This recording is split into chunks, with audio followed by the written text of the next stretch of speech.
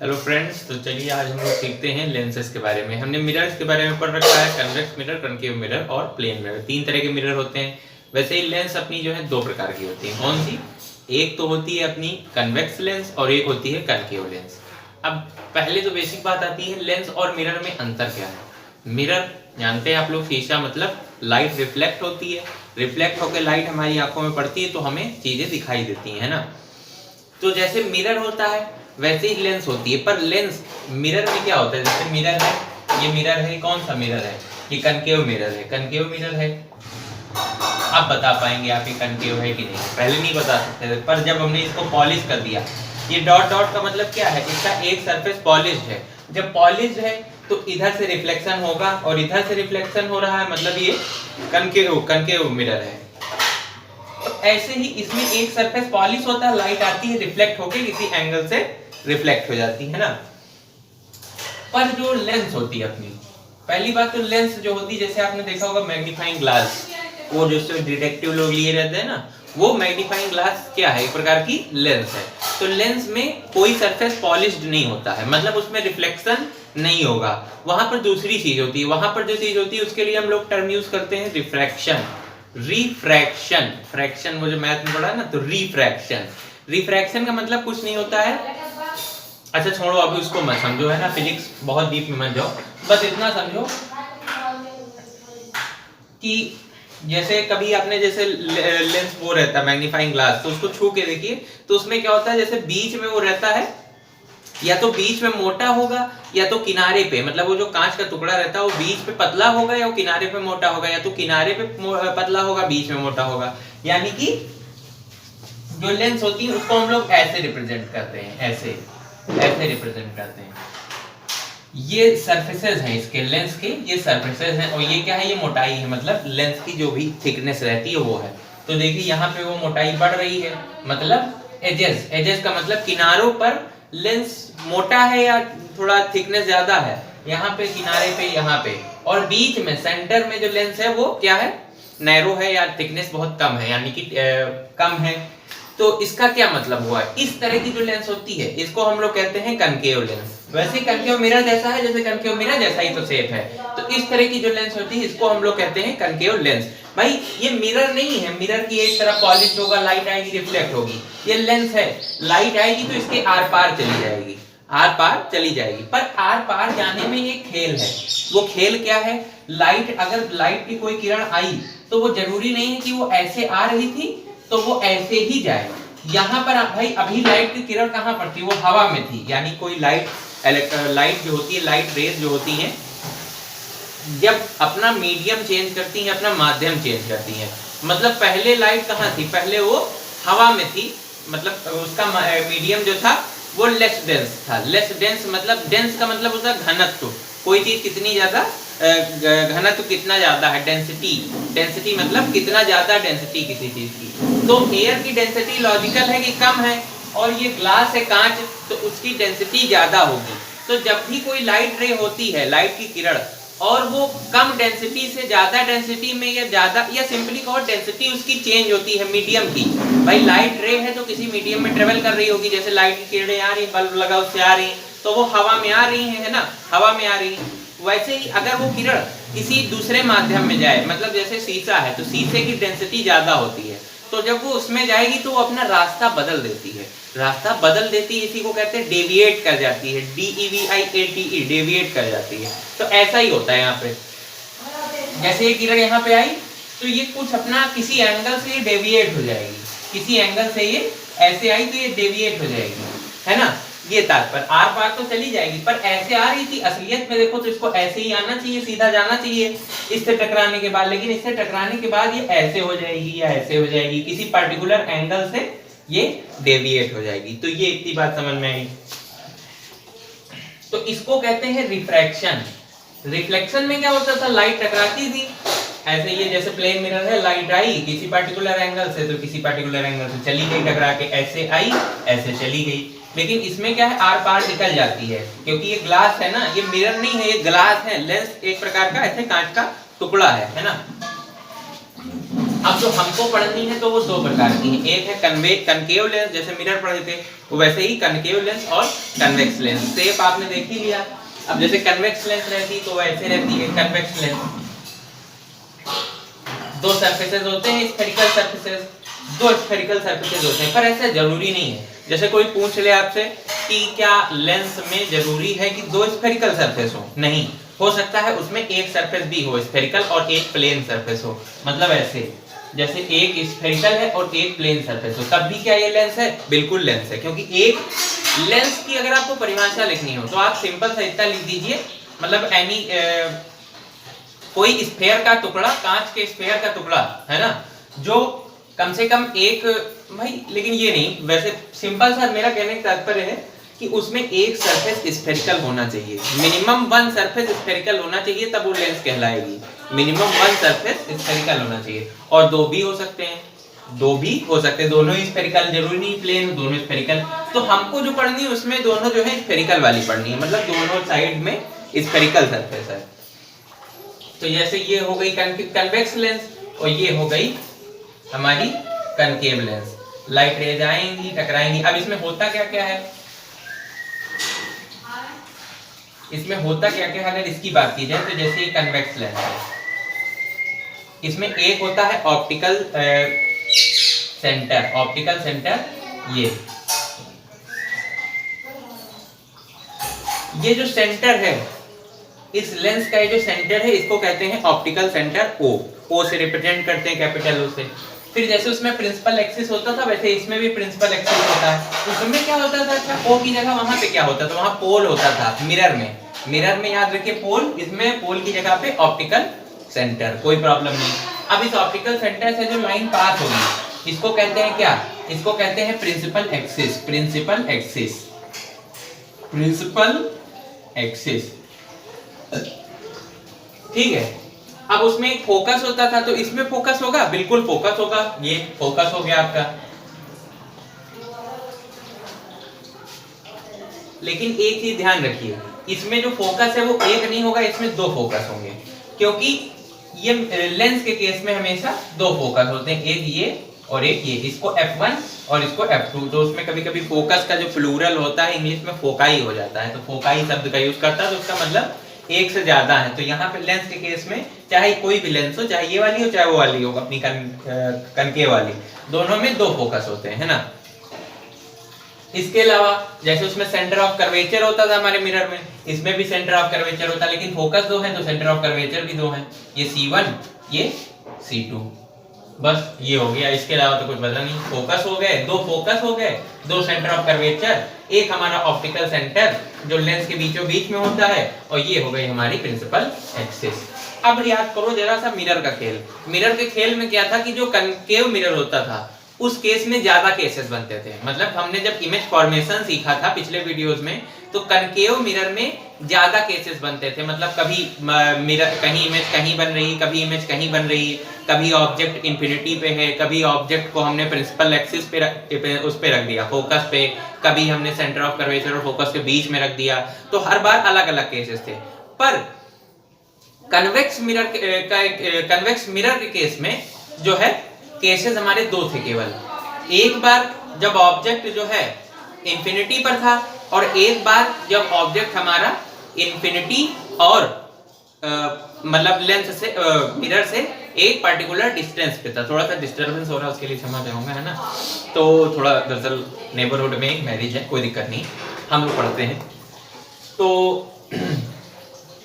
इसमें just opposite होता है मिरर का। अपोजिट क्या होता है, मिरर के केस में कनकेव मिरर में हमारे ज्यादा केस बनते थे, तो इसमें कन्वेक्स मिरर में, कन्वेक्स लेंस में बनेंगे। कनकेव मिरर में ज्यादा केस तो कन्वेक्स लेंस में ज्यादा केस।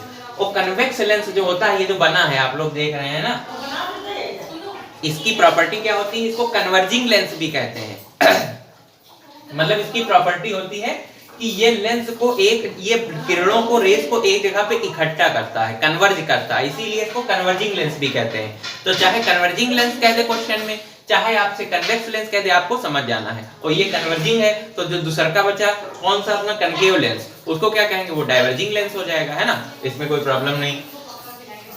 टर्मिनोलॉजी भी समझना अपने आप में मतलब अच्छी चीज। अगर आप टर्मिनोलॉजी समझ के चल रहे हैं, जरूरी नहीं वो हमेशा एक ही शब्द का यूज करे। अगर आप उसने कुछ कह दिया कन्वर्जिंग लेंस, तो आपको पता तो हो कन्वर्जिंग लेंस मतलब वो कन्वेक्स लेंस की बात कर रहा है ना, ये चीज। अब बाकी तो इसमें जैसे जितनी चीजें हैं फोकस, ऑप्टिकल सेंटर, वही चीजें कनकेव लेंस में होंगी। अब बात कर लेते हैं डायरेक्टली हम लोग इसमें कौन कौन से केस बनेंगे, डायरेक्टली उसकी बात करते हैं ना। ये सब हटाओ। पहला केस है ना, केस 1, जब ऑब्जेक्ट जो है हमारा इन्फिनिटी पे है, अनंत पे है, ऑब्जेक्ट हमारा अनंत पे है अगर कहीं, तो उससे जो किरणें आ रही हैं, किरणें वो आपस में क्या होंगी, पैरेलल होंगी। पैरेलल होंगी ना, बिल्कुल होंगी। जब ऑब्जेक्ट बहुत दूरी पर होता है, जैसे सन है हमारा सूरज, तो वो हमसे बहुत दूरी पर है, इतनी है कि वहां से जो किरणें आती हैं वो आपस में हमारे लिए पैरेलल होती हैं, वो आपस में पैरेलल होती हैं। तो ऐसे ही इस ऑब्जेक्ट से जो किरणें आ रही होंगी वो आपस में पैरेलल होंगी। अब पैरेलल होंगी तो मान लो एक किरण ऐसे आई, जब जितनी भी आ जाए, 1 2 3 4 जितनी भी आ जाए, तो इसकी प्रॉपर्टी क्या होता है, हमने क्या कहा था, ये कन्वर्ज करता है। जैसे मिरर में था वैसे ही इसमें होता है। ये क्या करेगा, जब पैरेलल रेज आती थी, याद करो, तो वो फोकस पे उनको ट्रांसफर कर देता था, तो ये भी बंदा फोकस पे ट्रांसफर करेगा। बस खेल क्या है, वो क्या करता था, मिरर वो रिफ्लेक्ट करता था, ये रिफ्रैक्ट करेगा, वो रिफ्लेक्ट करके इधर वाले पे भेजता था, ये रिफ्रैक्ट करके इधर फोकस पे इकट्ठा कर देगा सारी किरणों को, जो भी पैरेलल आ रही होंगी, सब आ रही हैं, ये सबको इधर फोकस पे भेज देगा, जाओ भैया जाओ भैया जाओ भैया, है ना, ये सबको फोकस पे भेज देगा। तो बस अब इसमें तो कोई बचा नहीं। ऑब्जेक्ट एट इंफिनिटी, इमेज कहां पे बन रही है, इमेज बन रही है फोकस पे, इमेज हमारी फोकस पे बन रही है, फोकस पे बन रही है। और कैसी बन रही है, साइज की बात कर रहा हूं, साइज है पॉइंट साइज पिंटू वाली एकदम, है ना, पॉइंट साइज इमेज बनेगी। दूसरी बात, इसके अलावा रियल एंड इन्वर्टेड होगी, है ना, रियल एंड इन्वर्टेड होगी, मतलब कि point size image highly diminished, या कह दो सीधे point size. Real and inverted image, real है क्योंकि असलियत में किरणें मिल रही, हमको ऐसा प्रतीत नहीं हो रहा है कि कहीं से आ रही, हमको पता है यहाँ पे किरणें कन्वर्ज कर दिया है इसने, तो ये रियल एंड इन्वर्ट मतलब रियल इमेज बनेगी। असलियत में मिल रही तो रियल इमेज बनती है, और जब भी रियल बनती है तो हमेशा इन्वर्टेड। इन्वर्टेड मतलब अगर ये है ऑब्जेक्ट तो इमेज बनेगी ऐसे, इन्वर्टेड, उल्टा, ठीक। रियल एंड इन्वर्टेड, केस 1 हो गया अपना। केस 2 देख लो, ये है हमारी लेंस कन्वेक्स। अच्छा, इसमें कन्वेक्स लेंस में खूब सारे केसेस, उसमें कनकेव मिरर में खूब सारे केसेस थे, है ना, वैसे ही है। हाँ, तो दूसरा केस देखो भाई, ये हो गया ऑप्टिकल सेंटर, ये हो गया फोकस, ये हो गया सेंटर ऑफ कर्वेचर, F1, ये हो गया C1, ठीक है। अब ऑब्जेक्ट को धीरे धीरे इधर लाएंगे अलग अलग केस में। अब मान लिया कि सेंटर ऑफ कर्वेचर के पीछे है कहीं, पीछे तो इसमें भी था पर उसमें अनंत दूरी पर था, यहाँ पे फाइनाइट डिस्टेंस पे है, लेंस से फाइनाइट डिस्टेंस पे है। तो यहाँ पे सेंटर ऑफ कर्वेचर के पीछे अगर ऑब्जेक्ट होगा, तो एक किरण मान लो इससे चली भी है, ये चली यहाँ तक गई, ठीक है। अब पैरेलल गई है तो हमने क्या बताया, फोकस की तरफ भेजेगा, जाओ भैया फोकस पे, लो भैया गई फोकस पे, है ना। अगर इससे दूसरी कोई किरण हमको भेजनी है, तो मान लिया हमने फोकस से भेजा, फोकस पे भेज दिया, और हमने पिछले वीडियोस में बताया था जब भी कोई किरण फोकस से जाती है तो उसकी प्रॉपर्टी क्या होती है, वो रिफ्लेक्ट होने के बाद पैरेलल हो जाती है। पर यहाँ रिफ्लेक्ट नहीं होगी, यहाँ रिफ्रैक्ट होगी, इस चीज को ध्यान रखिए, लेकिन होगा तो वही पैरेलल हो जाएगी। तो एक किरण हमने इससे फोकस पे भेज दी, फोकस से होते हुए यहाँ जाएगी, लेंस से रिफ्रैक्ट होके ये पैरेलल हो जाएगी, जाओ भैया पैरेलल हो गए हम, है ना, ये ऐसे पैरेलल हो जाएगी। अब ये पैरेलल हो गई, ये ऐसे यहाँ से आ रही थी, ये ऐसे यहाँ से आ रही थी, मतलब ये दोनों कहीं यहाँ टकराएंगी, और जो इमेज हमारी बनेगी वो ऐसे बनेगी, उल्टा, उल्टा मतलब इन्वर्टेड। अब देखो बस सेम मिरर के जैसा है, आपको लगता हो इतने सारे केस कैसे याद रखें, पर एक बार जरा उनमें जो मतलब दोनों में जो कॉमनैलिटी है, उनको कॉमन चीजें हैं उनको ढूंढने का प्रयास किया, है ना, कॉमनैलिटी। तो जब सेंटर ऑफ कर्वेचर के पीछे फाइनाइट डिस्टेंस पे ऑब्जेक्ट है लेंस से, थोड़ा प्रॉब्लम है ना, तो क्या होगा, वो हमारा इमेज जो बनेगी वो कहाँ बनेगी, फोकस और सेंटर ऑफ कर्वेचर के बीच में, फोकस और सेंटर ऑफ कर्वेचर के बीच में बनेगी। और कैसी बनेगी, रियल एंड इन्वर्टेड बनेगी। रियल क्यों, क्योंकि असलियत में किरणें कट करेंगी या मीट करेंगी, और इन्वर्टेड तो दिख ही रही है आपको, इन्वर्टेड बन रही है इसमें। साइज कैसा होगा, साइज जो होगा वो हमारा थोड़ा सा इनलार्ज होगा, साइज जो होगा ये इनलार्ज नहीं डिमिनिश्ड होगा, साइज हमारा हो जाएगा डिमिनिश्ड। इसमें एक चीज ध्यान रखिए, जैसे हमने पहला केस बताया इंफिनिटी से, फिर धीरे धीरे इधर हम ऑब्जेक्ट को लाएंगे, तो इंफिनिटी पे जब था तो इमेज बनी थी एकदम पिंटू वाली पॉइंट साइज। इंफिनिटी से जब थोड़ा आगे आ गया सेंटर ऑफ कर्वेचर के पीछे, तो अब इमेज जो है छोटी सी बड़ी, मतलब थोड़ी सी बड़ी हो जाएगी इसके कंपैरिजन में, पर बहुत बड़ी नहीं रहेगी, अभी डिमिनिश्ड। अब कैसे कह सकते हो भैया डिमिनिश्ड है, कैसे आप कह रहे हो डिमिनिश्ड है? ऐसे कह रहे हैं कि ये जो इमेज बनेगी ये ऑब्जेक्ट से छोटी रहेगी। अब इसमें तो प्रॉपर बना नहीं, कोई नाप तोल के मैंने बनाया नहीं, ऐसे आइडियल बनाया, इसलिए ये लग रहा होगा इससे बड़ी है, पर ये बनेगी इससे, इमेज ऑब्जेक्ट से इमेज जो है छोटी बनेगी, डिमिनिश्ड होगी, इसलिए डिमिनिश्ड लिखना है आपको नेचर, है ना। तो थोड़ा सा कर लो, नहीं कहो भैया भैया आप गलत करा दिए, ठीक है। ये यहाँ पे मान लिया, ठीक है, ये यहाँ पे बनी इमेज है ना, तो छोटी बनेगी diminished in comparison to this, ठीक है। ये केस 2 हो गया। अब देखो केस 3, अब हम इधर ला रहे हैं धीरे धीरे ऑब्जेक्ट को, तो केस 3 क्या होगा, केस 3 ऐसे हो जाएगा, ये हो गई हमारी लेंस, ये हो गया हमारा प्रिंसिपल एक्सिस, ये हो गया ऑप्टिकल सेंटर, ये हो गया हमारा फोकस, ये हो गया फोकस। F1 F2 नाम देना, C1 C2। अब सेंटर ऑफ कर्वेचर पे ले आए भैया हम ऑब्जेक्ट को, अब क्या करेंगे, उनको किरणें भेजो और क्या करना है। और एक चीज ध्यान रखो, जब भी कोई किरण सेंटर ऑफ कर्वेचर से जाएगी, मतलब अगर कोई किरण ऐसे जा रही है सेंटर ऑफ कर्वेचर से जा रही है और ये जाके लेंस से टकराई, तो ये वैसे ही वापस लौट जाएगी।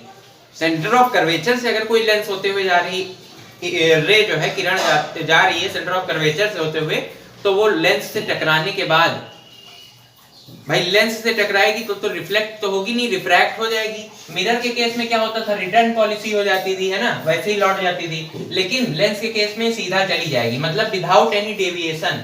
इसको थोड़ा सा आप करो भाई, माना ये हमारी लेंस है और ये हमारा यहाँ से सेंटर ऑफ ये फोकस है F1, ये C1 है, और C1 से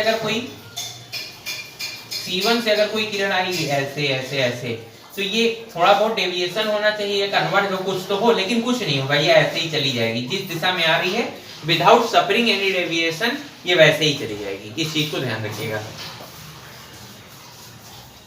अब ऑब्जेक्ट हमारा सेंटर ऑफ कर्वेचर पे है, एक गई,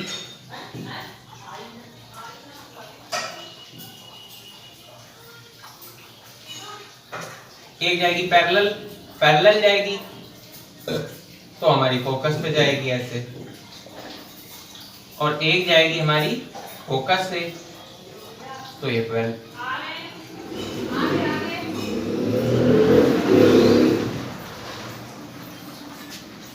जैसा मिरर में था सेम वही है। जब ऑब्जेक्ट हमारा सेंटर ऑफ कर्वेचर पे होगा तो दूसरे साइड में सेंटर ऑफ कर्वेचर पे ही इमेज बन जाएगी। कैसी बनेगी, same size as the object, size में कोई परिवर्तन नहीं आना, बस खेल क्या हो जाएगा, इन्वर्टेड हो जाएगी, उल्टा हो जाएगी, ऐसे तो ऐसे हो जाएगी। Real and inverted image, same size as the object, और सेंटर ऑफ कर्वेचर पे ऑब्जेक्ट है, इमेज भी सेंटर ऑफ कर्वेचर पे ही है अपनी, है ना। ये हो गया भाई।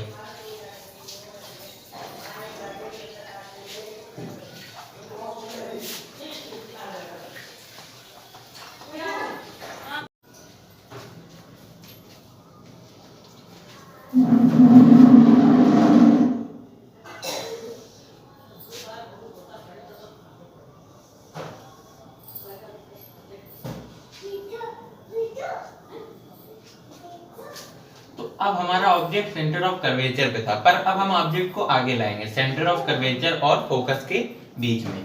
तो जब ये C1 है, ये F1 है, ये F2 है, ये C2 है, तो जब हमारा ऑब्जेक्ट C1 और F1 के बीच में आएगा तो हमारी इमेज कहाँ पे बनेगी। एक रे को लाओ भाई पैरेलल लाओगे तो फोकस पे कन्वर्ज कर देगी, क्योंकि कन्वर्जिंग लेंस है, यानी कि कन्वेक्स लेंस, ठीक है। एक गया ऐसे, दूसरी रे लाओ, दूसरी रे कहां से ले जाए, दूसरी रे ऑप्टिकल सेंटर से ले जाओ, कोई प्रॉब्लम नहीं, ले जा सकते हैं।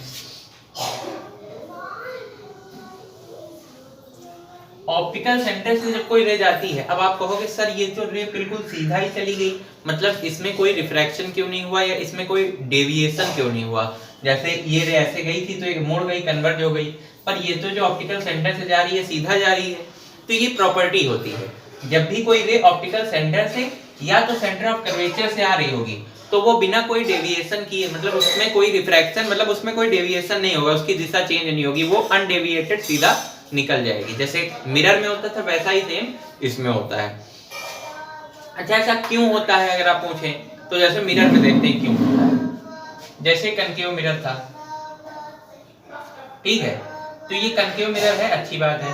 तो ये कनकेव मिरर किसी सर्किल का पार्ट है ना, हमने बताया था ये सब सर्किल कह लो या स्फीयर कह लो, है ना। तो इस कनकेव मिरर को चलिए या पहले इसको देख लेते हैं, है ना। ये हो गई फोकस, ये हो गया फोकस, ये हो गया, ये मिरर है, लेंस नहीं है, मिरर है, मिरर, ठीक, मिरर। ये हो गया सेंटर ऑफ कर्वेचर, ठीक है, ये हो गया फोकस, ये हो गया हमारा सेंटर ऑफ कर्वेचर।